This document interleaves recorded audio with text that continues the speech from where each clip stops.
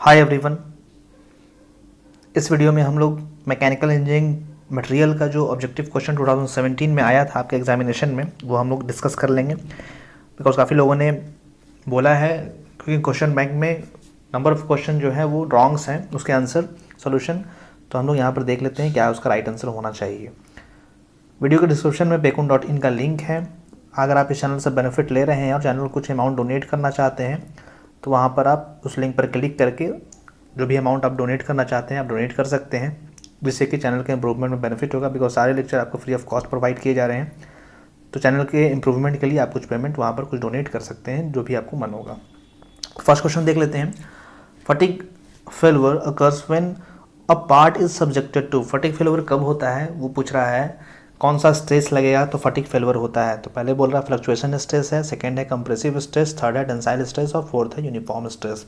तो फटीग कब लगता है? जब वहाँ पर रिपीटेड लोड लगता है, मतलब कुछ वेरी कर रहा है, बार बार कुछ फ्लक्चुएट हो रहा है। कभी लोड का वैल्यू मान लीजिए कि 5 किलो न्यूटन हो गया, फिर अचानक लोड का वैल्यू बढ़कर 10 किलो न्यूटन हो गया, फिर वो घटकर 5 किलो न्यूटन हो गया, तो उस केस में फटीग फेल्योर वहाँ पर होता है। उसमें भी डिफरेंट टाइप्स होते हैं, 4 टाइप का फटीग फेल्योर होता है। तो यहाँ पर हम लोग बस हमने फटीग फेल्योर समझना है। तो फटीग फेल्योर तब लगता है जब वहाँ पर रिपीटेड लोड लगता है, मतलब फ्लक्चुएटिंग लोड है, कुछ रिपीट हो रहा है, 0 हो गया अचानक से, फिर 5 हो गया।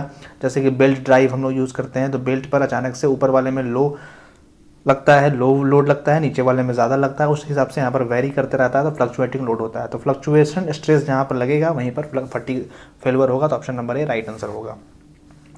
सेकंड क्वेश्चन देख लेते हैं। जिस भी क्वेश्चन का आंसर आपको पता होगा आप उसका राइट आंसर आपको कमेंट में कर सकते हैं। Property which give the response at material under externally applied force is. बोल रहा है कि मतलब जब हम किसी भी बॉडी पर अगर कुछ एक्सटर्नली अप्लाइड फोर्स लगाते हैं तो कौन सा प्रॉपर्टी जो होगा वो रिस्पॉन्ड करेगा या रिस्पॉन्स करेगा, ये बोल रहा है। मान लीजिए हमारा बॉडी है, कोई ब्लॉक है, उसमें हमने फोर्स लगाया। अब यहाँ पर कौन सा प्रॉपर्टी यहाँ पर वेरी करता है या रिस्पॉन्स करता है, तो आपको पता होगा मैकेनिकल प्रॉपर्टी ही वेरी करता है। तो ऑप्शन नंबर बी हो जाएगा। जैसे कि हमने यहाँ पर फोर्स लगाया तो यहाँ पर कौन सा रिस्पॉन्ड किया, मान लीजिए कि फोर्स लगाया तो ये डिफॉर्म हुआ, तो वहाँ पर इलास्टिसिटी भी यहाँ पर वर्क करेगा या फिर रिजिडिटी उसका वर्क करेगा, क्या उसको डिफॉर्म होने से बचाएगा, स्टिफनेस उसको बचाएगा। तो इस टाइप से बहुत सारे प्रॉपर्टीज़ यहाँ पर होगा। फिर उसका क्या अल्टीमेट स्ट्रेंथ है, कहाँ तक वो डिफॉर्म हो सकता है, प्लास्टिसिटी कितना है, सारी चीज़ें यहाँ पर मैकेनिकल प्रॉपर्टी जो भी है वो यहाँ पर रिस्पॉन्स करेगा। तो इसलिए यहाँ पर right answer option number B हो जाएगा, मैकेनिकल प्रॉपर्टी, जब भी कोई एक्सटर्नली अप्लाइड फोर्स उस पर लगता है तब। तो option number B right answer हो जाएगा। क्वेश्चन नंबर 3 देख लेते हैं। ब्रिटल मटेरियल इज, यहाँ पर कौन कौन सा ब्रिटल मटेरियल है तो आपको नाम से ही पता चल रहा होगा। ग्लास तो ऑलरेडी ब्रिटल मटेरियल है, कास्ट आयरन भी हम लोग पढ़ते हैं ब्रिटल मटेरियल है, कंक्रीट जो हम लोग यूज़ करते हैं जिससे घर वर बनाते हैं वो कंक्रीट भी हमारा ब्रिटल मटेरियल है। तो ऑल अबव हो जाएगा, वो हमारा राइट आंसर हो जाएगा। ऑप्शन नंबर डी यहाँ पर, ऑप्शन डी यहाँ पर राइट आंसर होगा। क्वेश्चन नंबर 4 देख लेते हैं। Which of the following is corrosion resistance material, इसमें से कौन जो है वो कोरोजन रेजिस्टेंस मटेरियल है। तो सबसे बेस्ट जो कोरोजन रेजिस्टेंस है वो लेड हो गया। जिंक का भी आप देखते होंगे, स्टील पर हम लोग गैल्वेनाइजेशन करते हैं, प्रोसेस एक करते हैं जिसमें स्टील में जिंक का एक कोटिंग लगाते हैं कोरोजन से बचाने के लिए।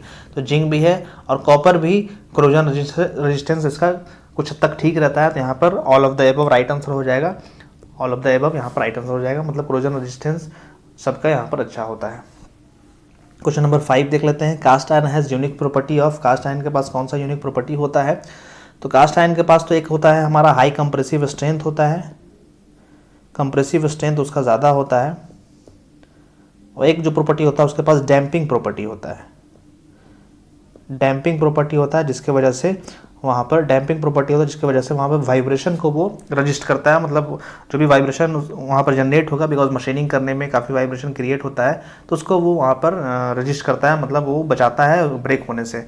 तो यहाँ पर ऑप्शन नंबर देख लीजिए, यहाँ पर डी है जो डैम्पिंग दे रहा है। डैम्पिंग जो होता है वाइब्रेशन से रिलेटेड होता है, बिकॉज जब भी हम लोग मशीनिंग प्रोसेस करते हैं वहाँ पर काफ़ी ज़्यादा वाइब्रेशन होता है, तो वहाँ पर हम लोग कास्ट आयरन का यूज़ करते हैं उसके बेड को बनाने के लिए, उसके बेस को बनाने के लिए, इसलिए बनाते हैं। एक तो कंप्रेसिव स्ट्रेंथ भी ज़्यादा होता है, डैम्पिंग भी ज़्यादा होता है। तो वही बोल रहा था उसका यूनिक प्रॉपर्टी क्या है। तो डक्टिलिटी तो ऐसे भी नहीं होता है उसमें, वेरिएबिलिटी भी नहीं होता है, तो यहाँ पर डैम्पिंग सबसे बेस्ट आंसर होगा, डैम्पिंग। क्वेश्चन नंबर 6 देख लेते हैं। Question number, in grey cast iron carbon is present in the form of. Grey cast iron में जो होता है वो कार्बन जो प्रेजेंट होता है वो फ्लैक्स ऑफ ग्रेफाइट्स के फॉर्म में होता है, और जब भी व्हाइट कास्ट आयरन के बारे में पूछेगा तो वहाँ पर सीमेंटाइट के फॉर्म में होता है, सीमेंटाइट के फॉर्म में। तो हम लोग को यहाँ पर ग्रे कास्ट आयरन पूछ रहा है तो यहाँ पर फ्लैक्स ऑफ ग्रेफाइट के फॉर्म में होता है।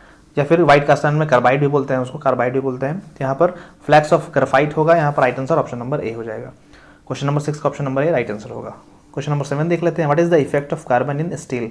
स्टील में कार्बन का क्या इफेक्ट होता है। तो आपको ध्यान में होगा जैसे जैसे हम लोग कार्बन का परसेंटेज जो होता है, कार्बन का परसेंटेज हम लोग स्टील में बढ़ाते हैं, उसका हार्डनेस जो होता है वो बढ़ता चला जाता है और डक्टिलिटी जो होता है वो घटता चला जाता है।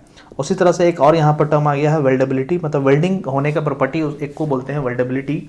तो जैसे जैसे हम लोग कार्बन ऐड करते हैं स्टील में, उसका हार्डनेस बढ़ जाएगा, डक्टिलिटी घटता जाता है, वेल्डेबिलिटी भी घटता जाता है। तो ऑप्शन नंबर डी यहाँ पर राइट आंसर हो जाएगा, all of the above. Question number 8 देख लेते हैं, pure graphite contain percent carbon. जो प्योर ग्रेफाइट होगा वो कितना परसेंट कार्बन कंटेन करेगा। तो ये तो काफ़ी पहले हम लोग पढ़े होंगे, 10th क्लास के आसपास, उसके पहले भी पढ़े होंगे। तो 100% उसमें जब प्योर ग्रेफाइट होता है तो उसमें 100% कार्बन होता है, उसमें और भी कोई अलग कंस्टिट्यूएंट नहीं होता है, तो 100% कार्बन होगा। ऑप्शन नंबर डी यहाँ पर राइट आंसर हो जाएगा।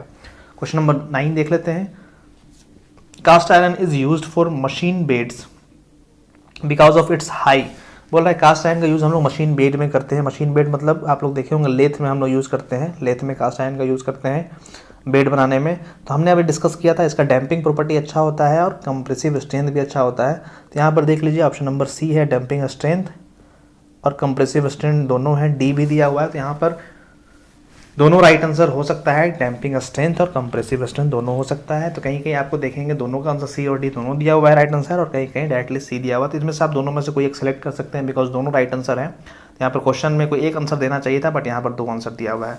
और अगर आप वाइब्रेशन को लेते हुए बात करते हैं तो वाइब्रेशन को लेते हुए डैम्पिंग स्ट्रेंथ भी सिलेक्ट कर सकते हैं। Option number C right answer हो जाएगा उसके हिसाब से। या फिर हाई कंप्रेसिव, उसका कंप्रेसिव स्ट्रेंथ ऑलरेडी उसका हाई होता है कास्ट आयरन का, तो यहाँ पर डी भी राइट आंसर होगा। इसलिए दोनों को गलत नहीं किया जा सकता है, डैम्पिंग स्ट्रेंथ भी सही होगा और कंप्रेसिव स्ट्रेंथ भी सही होगा। क्वेश्चन नंबर 10 देख लेते हैं, which of the following iron is the purest form. Purest form में आयरन कौन सा होता है। तो आपको पता है रॉट आयरन जो होता है वो प्योरेस्ट फॉर्म में होता है, इसमें जो आयरन का परसेंटेज होता है वो सबसे ज़्यादा होता है। तो रॉट आयरन इसका राइट आंसर हो जाएगा। Which of the following is an ore of aluminium. थोड़ा सा डायरेक्ट क्वेश्चन ज़्यादा पूछा है, अगर वैल्यू पता है आपको, डायरेक्ट पता है, तभी आप बना सकते हैं इसमें। Which of the following is an ore of aluminium. Aluminium का और कौन सा है। तो ऑलरेडी 2019 के लेक्चर में मैंने डिस्कस किया था, बॉक्साइड जो होता है वो ओर ऑफ एल्यूमिनियम होता है। बॉक्साइड जो होता है एल्युमिनियम का और होता है। गलेना किसका और होता है, लेड का और होता है। लेड का और मतलब लेड का अयस्क होता है। लेड गलेना से ही लेड बनाया जाता है और बॉक्साइड से ही एल्युमिनियम को निकाला जाता है। तो ये ध्यान में रखिएगा, एल्युमिनियम का जो और है या अयस्क जिसको बोलते हैं हिंदी में, वो बॉक्साइड होता है। क्वेश्चन नंबर 12 देख लेते हैं, alloy of copper and zinc are known as. ये भी क्वेश्चन ऑलरेडी 2019 वाले में डिस्कस किया था। कॉपर और जिंक का एलॉय जो बनता है उसको हम लोग ब्रास बोलते हैं। कॉपर और टीन का जो बनता है उसको हम लोग टीन मिलाकर, कॉपर में टीन मिलाकर हम लोग जो बनाते हैं वो ब्रॉन्ज बोलते हैं। तो 2019 में ब्रॉन्ज के बारे में पूछा था, 2017 में ब्रास के बारे में पूछा है। तो कॉपर और जिंक मिलाकर हम लोग बनाएंगे तो वो ब्रास हो जाएगा। Option number B right answer हो जाएगा। Heat treatment in iron is done to. Heat treatment iron में हम लोग करते हैं किस लिए, रिलीव इंटरनल स्ट्रेस। ये भी सही है, इंटरनल स्ट्रेस को रिमूव करने के लिए करते हैं। पहले से कोई इंटरनल स्ट्रेस उसमें से होता है, उसको रिमूव करने के लिए हम लोग हीट ट्रीटमेंट करते हैं। मैकेनिकल प्रॉपर्टी तो इन्हांस करेगा ही वो। Mechanical property, different type of mechanical property increase करता है, डक्टिलिटी इंक्रीज कर देता है, इंटरनल स्ट्रेस को रिमूव कर देता है, कहीं कहीं टफनेस को भी इंक्रीज करता है, हार्डनेस को भी इंक्रीज करता है, रिमूव ट्रैप्ड गैसेज को भी रिमूव करता है। ये सब जगह पढ़ने को नहीं मिलता है, बट जहाँ जहाँ आप देखिएगा डिटेल में पढ़िएगा तो ट्रैप्ड गैसेज को भी हीट ट्रीटमेंट रिमूव करता है। मान लीजिए मैन्युफैक्चरिंग का टाइम वहाँ पर या फिर कास्टिंग हमने किया, वहाँ पर अगर गैसेज रह गया तो वहाँ पर हीट ट्रीटमेंट से हम लोग रिमूव कर सकते हैं। तो डी यहाँ पर all of the above right answer हो जाएगा। क्वेश्चन नंबर 14 देख लीजिए, process of adding nitrogen and carbon to the surfaces. तो हम लोग एक वहाँ पर टॉपिक पढ़ते हैं केस हार्डनिंग या सरफेस हार्डनिंग। तो उसी में ये टर्म आता है, नाइट्रोजन और कार्बन को ऐड करना। जब भी नाइट्रोजन प्लस कार्बन दोनों को ऐड करना होता है तब हम लोग उसको बोलते हैं साइनाइडिंग। जब भी सिर्फ नाइट्रोजन को ऐड करना होगा, एक क्वेश्चन में पूछा था 2019 में, तो उसको हम लोग बोलेंगे नाइट्राइडिंग। ध्यान में रखिएगा, ये सब क्वेश्चन पूछ सकता है। जब कार्बन को सिर्फ ऐड करना होगा तो वो होगा कार्बोराइजिंग। तो अगर दोनों को ऐड करना है नाइट्रोजन और कार्बन को तो साइनाइडिंग हो जाएगा, सिर्फ नाइट्रोजन को करना है नाइट्राइडिंग होगा, और सिर्फ कार्बन को करना है तो कार्बोराइजिंग हो जाएगा। तो ऑप्शन नंबर ए यहाँ पर राइट आंसर हो जाएगा, बिकॉज दोनों पूछा है nitrogen and carbon. Question number 15 देख लेते हैं, विच कंस्टिट्यूएंट हैज़ बीसीसी स्ट्रक्चर। इसमें से कौन जो है वो उसका बीसीसी स्ट्रक्चर होता है। देख लेते हैं इसमें से। अल्फ़ा फेराइट जो होता है आपको ऑलरेडी बताया था, जो 0 से 910 डिग्री सेल्सियस तक होता है, वहाँ पर जो स्ट्रक्चर होता है आयरन का वो बॉडी सेंटर क्यूब होता है, BCC जिसको बोलते हैं। उसके बाद से लेकर 910 से आई थिंक 1400 डिग्री सेल्सियस तक FCC होता है। तो ये आपको ध्यान में रखना है। तो BCC पूछा है तो अल्फ़ा फेराइट यहाँ पर हो जाएगा, और FCC होता है तो यहाँ पर कौन सा आयरन होता है, तो ऑस्टेनाइट होता है, ऑस्टेनाइट होता है। तो यहाँ पर right answer option number A हो जाएगा, अल्फ़ा फेराइट। एक क्यूरी पॉइंट भी होता है, क्यूरी पॉइंट जहाँ पर मैग्नेटिक प्रॉपर्टी चेंज होता है, तो ये भी आपको ध्यान में रखिएगा, ये भी एग्जाम में पूछता है क्यूरी पॉइंट क्या होता है। तो ये भी आई थिंक 768 डिग्री सेल्सियस के आसपास होता है क्यूरी पॉइंट, तो ये टेम्परेचर भी याद रखिएगा। और क्यूरी पॉइंट जहाँ पर मैग्नेटिक प्रॉपर्टी जो आयरन का होता है वो ख़त्म हो जाता है, वो नॉन मैग्नेटिक जैसा बिहेव करने लगता है क्यूरी पॉइंट के बाद, तो ध्यान में आपको रखना है। तो इसका आंसर BCC का राइट आंसर क्या हो जाएगा, अल्फ़ा फेराइट, ध्यान में रखिएगा। क्वेश्चन नंबर 16 देख लेते हैं। Hardest constituent of steel is, steel का सबसे हार्डेस्ट कंस्टिट्यूएंट जो होता है वो मार्टनसाइट होता है। आप लोग क्विंचिंग पढ़े होंगे, क्विंचिंग या हार्डनिंग पढ़े होंगे, वहाँ पर हमें जो स्ट्रक्चर मिलता है वो मार्टनसाइट स्ट्रक्चर मिलता है। स्ट्रक्चर वो सबसे हार्ड होता है, मतलब जो भी स्टील में सबसे हार्डेस्ट होता है वो मार्टनसाइट होता है, वो आपको ध्यान में रखना है, मार्टनसाइट। क्वेश्चन नंबर 17 देख लेते हैं। Organic polymer which can be moulded, extruded और casted into desired shape by applying heat और प्रेशर ऑन बोथ और बोथ। बोला ऑर्गेनिक पॉलीमर है जो विच कैन बी मोल्डेड, इसको हम लोग मोल्ड कर सकते हैं, एक्सट्रूडेड कर सकते हैं, casted into desired shape by applying heat और प्रेशर और बोथ। तो सीमेंट फर्स्ट बोल रहा है, सीमेंट तो नहीं होगा, बिकॉज सीमेंट तो ऑर्गेनिक पॉलीमर होता नहीं है। सीमेंट तो आपको इससे बनता है, सीमेंट जिसका हम लोग कंक्रीट बनाते हैं वो सीमेंट हो गया। सिरामिक भी नहीं होगा, प्लास्टिक भी ऑर्गेनिक नहीं है। तो रबर यहाँ पर जो होता है, जो हमें ट्रीज से मिलता है, प्लांट से मिलता है रबर, वो हमारा ऑर्गेनिक पॉलीमर है। तो रबर का हम लोग यूज़ करेंगे। जो रबर, सिंथेटिक रबर नहीं बोल रहा हूँ, जब जो प्लांट से हमें मिलता है वो रबर, तो वो रबर ऑर्गेनिक पॉलीमर है जिसको हम लोग मोल्ड कर सकते हैं, एक्सट्रूड कर सकते हैं डिजायर्ड शेप में, हीट को अप्लाई करके, प्रेशर को अप्लाई करके। तो right answer option number B होगा। क्वेश्चन नंबर 18 देख लेते हैं। Which of the following is not thermoplastic. Thermoplastic आपको 2019 वाले क्वेश्चन का डिस्कशन में बताया था, वैसा थर्मो चीज़ होता है जो हीट को अप्लाई करने के बाद वहाँ पर रीमोल्ड हम लोग उसको कर सकते हैं, फिर से उसका शेप चेंज कर सकते हैं, उसको हम लोग थर्मोप्लास्टिक बोलते हैं। तो थर्मोप्लास्टिक इसमें से कौन नहीं है पूछ रहा है, तो थर्मोप्लास्टिक बैकलाइट जो होता है वो एक थर्मोसेटिंग होता है, जिसको हम लोग थर्मोसेटिंग बोलते हैं, थर्मोसेटिंग।